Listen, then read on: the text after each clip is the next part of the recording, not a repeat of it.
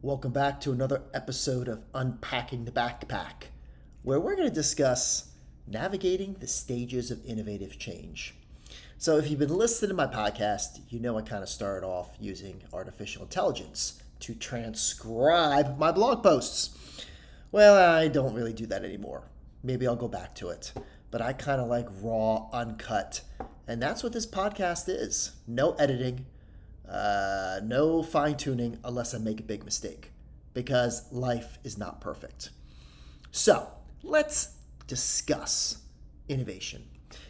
Change isn't coming because it's already on our doorstep. Granted, this has been the case for thousands of years, thanks to either discoveries such as fire, cultivated crops, or inventions that led to the creation of electricity, manufacturing, and who doesn't love expeditious travel? No organization or system in any field is impervious to this fact when one looks at a myriad of disruptive forces at play in society. In the case of education, the choice is either adapt or evolve in ways that lead to improved outcomes aligned to teaching, learning, and leadership. If we do not adapt and evolve, we run the risk of becoming irrelevant. If we continue to do what we've always done, we'll continue to get what we've always gotten. But also remember this, just because something worked in the past doesn't necessarily mean it is still an effective strategy now. We love to hold on to ideas, and we have to be careful because that comfort can become an enemy of progress. The desire or imperative to change depends on a combination of perspective, culture, and looking to increase achievement. Neither is more important than the other, in my opinion, but all are informed in some way or another by results. Hence, the pursuit of innovative practices to usher in needed change. Innovation is not using technology, everybody. Innovation, as I define it, is any decision, any idea, any act that is implemented in a way that leads to something different, better, and a tangible result. More often than not, there is a will to innovate through the pursuit of new and different practices that aim to improve what our learners and we do inherent in our respective position. Just because we try something different doesn't mean that we or the practice is actually innovative.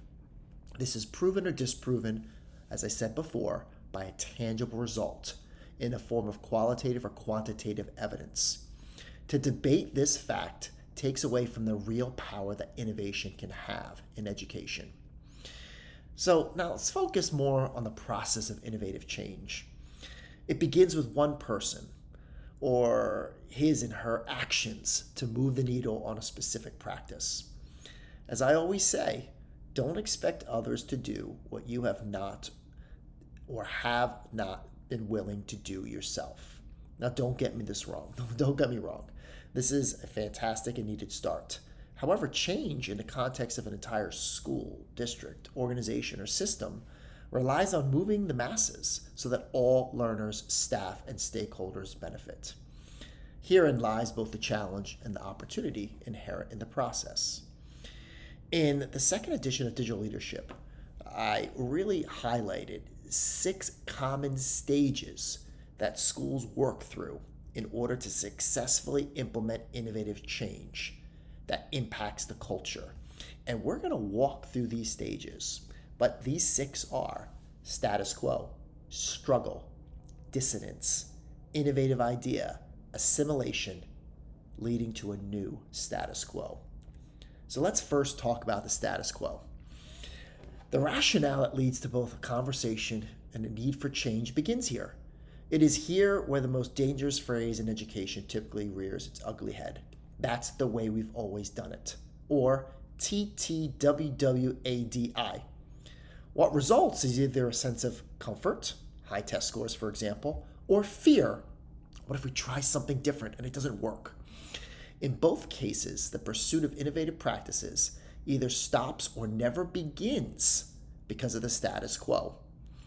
Acknowledging that the status quo is holding your system back and that something has to be done differently to improve outcomes gets the ball rolling. The second step, struggle. Here's a news flash, everybody. Many people don't like change, as the status quo presents cover from failure. With any new idea or strategy, there will always be a sense of personal and collaborative struggle. It's the latter that the majority of our energy has to focus on. Moving towards systemic transformation requires an understanding that the journey is rarely easy and seamless.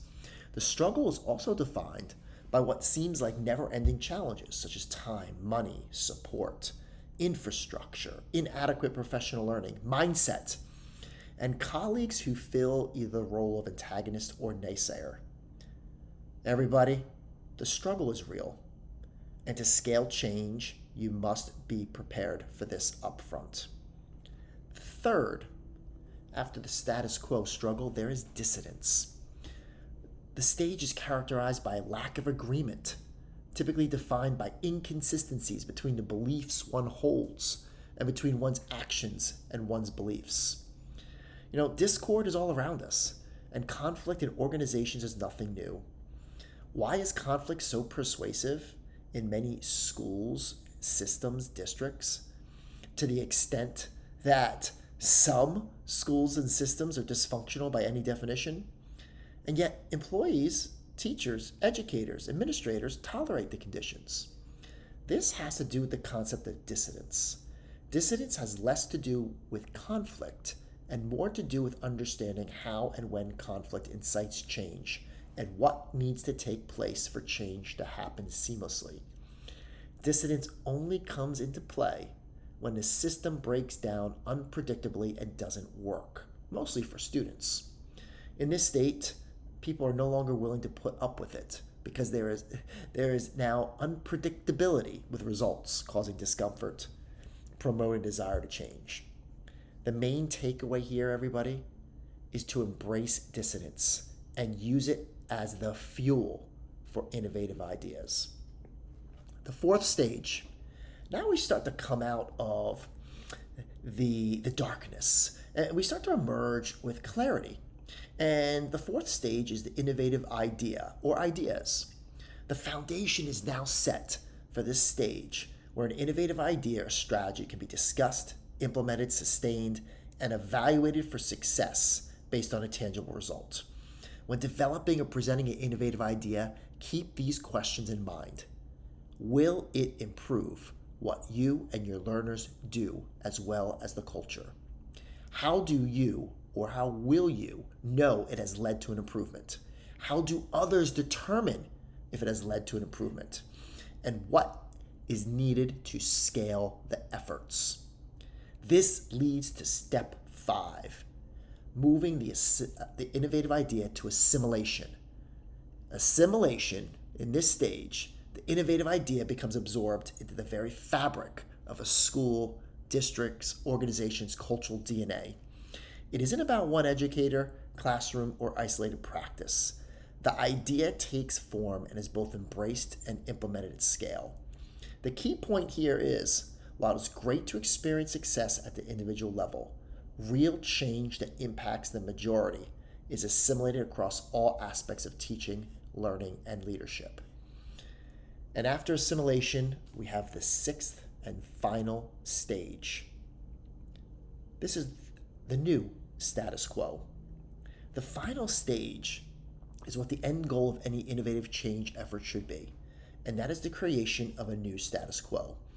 It is this point where you can hear and see through multifaceted evidence that new and different has actually led to a better result.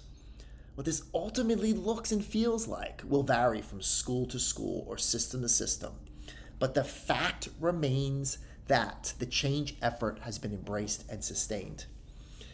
Innovation is a collective endeavor geared at not only individual, but more importantly, system improvement. Research can be used to inform and influence the process, but does not need to drive it. What is important is to show how innovative practice can and will improve our work. Evidence that illustrates efficacy helps move innovation from an isolated practice, focusing on small pockets, to scalable change that impacts an entire culture. Start small, but think and plan for big, while referring to the 6 stages of innovative change. And remember, as you navigate them, it's going to start with how do you identify the status quo?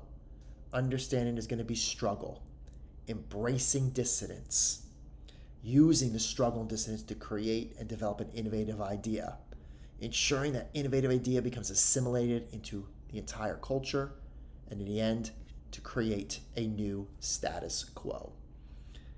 Everybody, innovate with a purpose, but make sure the venture extends well beyond an individual level. In the end, it's not about how much you innovate in education, but the resulting impact the changes have on the collective.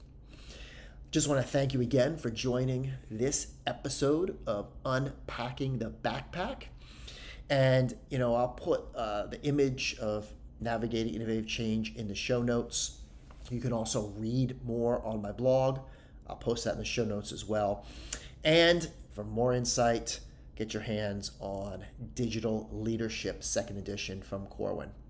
Everybody, thanks again for listening, and keep making a difference.